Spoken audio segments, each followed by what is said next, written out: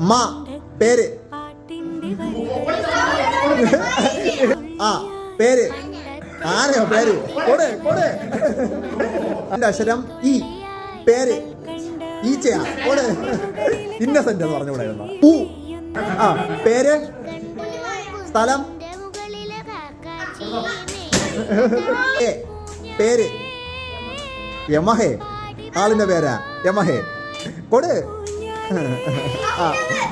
ആ പേര് പേര് പേര് കൃഷ്ണനന്ദ. ഓ സ്ഥലം കണ്ണങ്കോട്. വാവ്.